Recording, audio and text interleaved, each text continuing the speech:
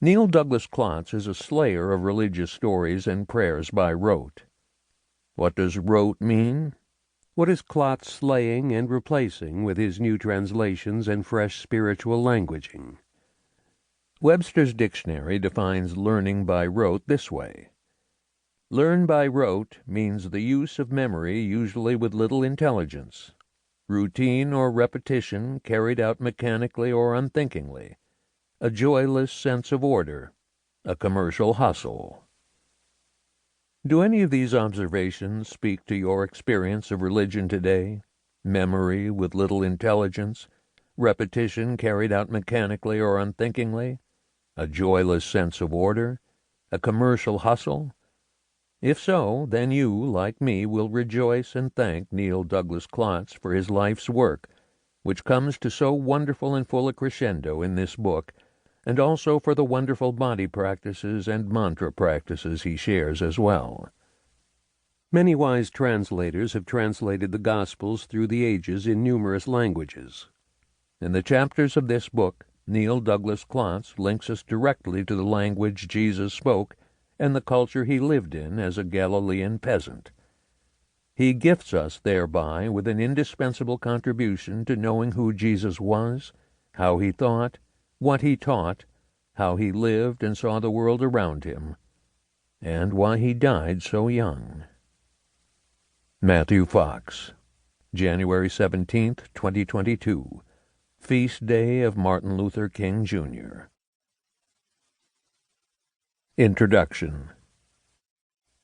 You shall know the truth, and the truth will make you free. John chapter 8, verse 32.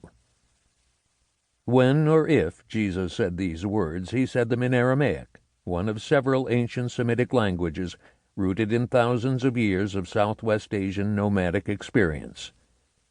In Jesus' Aramaic, the word for truth, shara, means a light or clarity coming from the heart that leads one in the right direction for the moment. People who traveled seasonally without any permanent dwelling concerned themselves with finding such a light, an inner GPS.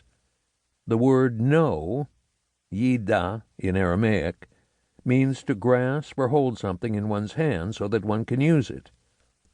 The word for free, nechar, points to burning or leaving things behind that one no longer needs. Through Aramaic we can hear this saying tell us, if you find a light emanating from the heart, it will lead you in the right direction. You'll know what to hold on to and what to release. Jesus is not talking about knowing or believing particular ideas, but a way of living freely from within a sense of divine guidance.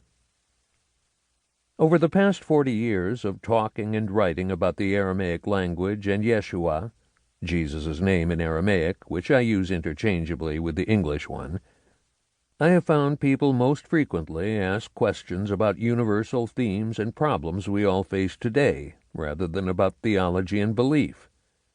Among those I've heard are, what did Yeshua see as the ideal relationship between human beings and nature, as well as between people in a community? How do evil and injustice fit into Jesus' view of life? What was his remedy? And is it at all applicable now? Does life have a meaning and purpose in Yeshua's teaching? An approach to Yeshua's recorded words and teaching through his native language answers these questions clearly and consistently, even if unexpectedly, no matter which gospel you have in your hands. Regarding only the first point from before, I would say now that all of the major words and sayings Jesus uses in Aramaic point to natural processes, using nature herself as a witness to what he is saying. In this book you will see images from nature run throughout his sayings. In my experience, most people who in their hearts find a friend in Jesus want to know how he prayed and how he acted, that is, what his own spiritual practice was and how he confronted life's challenges. They are less interested in spending time learning or justifying a catalog of beliefs about Jesus. This book, therefore, is for anyone who wants to follow in Yeshua's footsteps, no matter how